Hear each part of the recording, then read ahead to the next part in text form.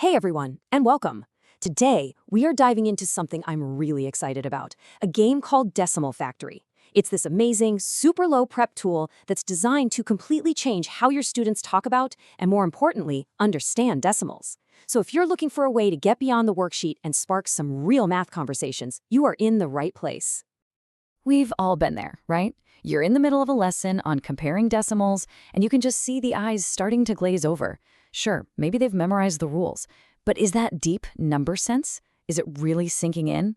How do we get our students to go from just following steps to actually explaining and defending their thinking? Well, that's the big question we're tackling today. All right, so here's our game plan. First, we'll touch on why making decimals meaningful is so important. Then I'll introduce you to Decimal Factory. We're going to walk through exactly how to play step by step.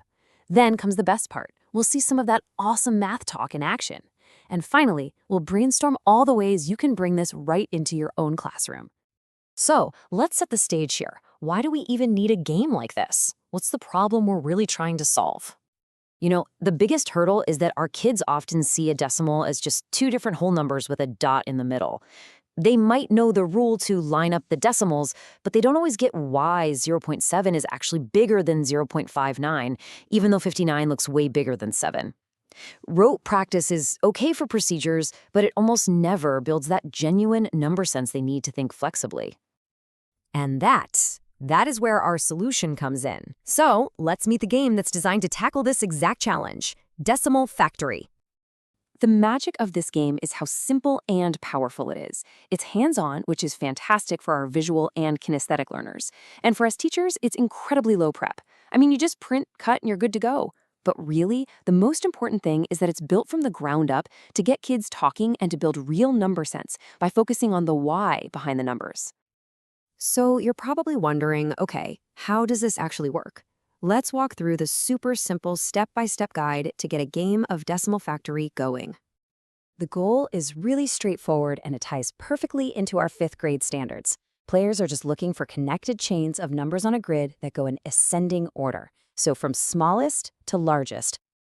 And the materials couldn't be easier. All you need are the 25 printable number squares, a sheet of paper for everybody playing, a timer, you can just use your phone, and that's it. You're ready for 1 to 4 players. Okay, the gameplay is fast and it is fun. First, you lay out the 25 squares in a 5x5 grid. Then, you set a timer for 3 minutes. During that time, players are frantically searching the grid for connected sequences of at least 3 numbers going from smallest to largest. And here's a key detail.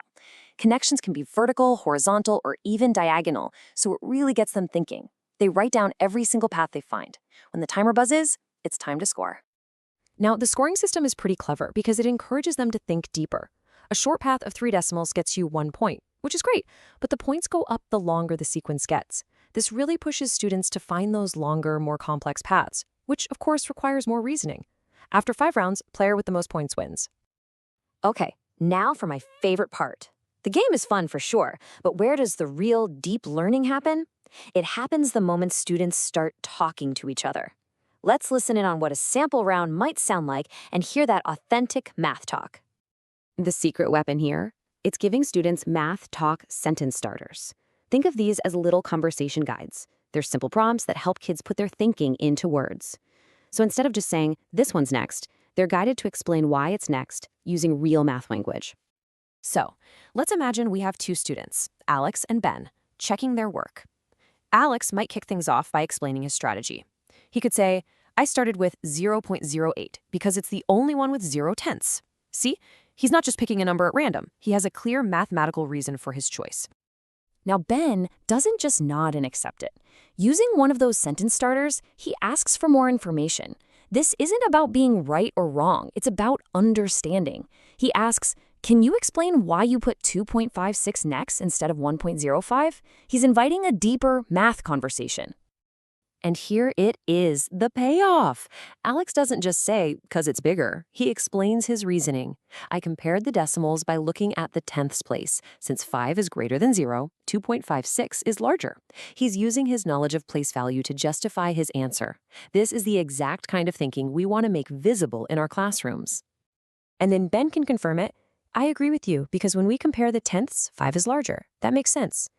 In just that quick little exchange, they've turned a simple game into this powerful moment of learning together. This is how we get from rote practice to real understanding. So you can see how powerful this is, right? Now, the big question, how can you bring this into your classroom, like right away? Let's talk about some ideas for making this a part of your routine. The best thing about Decimal Factory is how flexible it is. It's perfect for math centers. You can use it as a quick warm-up with your small groups, turn it into a partner challenge. It's a fantastic activity for early finishers. You can even change the rules and make it a collaborative game where the goal is to work together to find the longest possible path.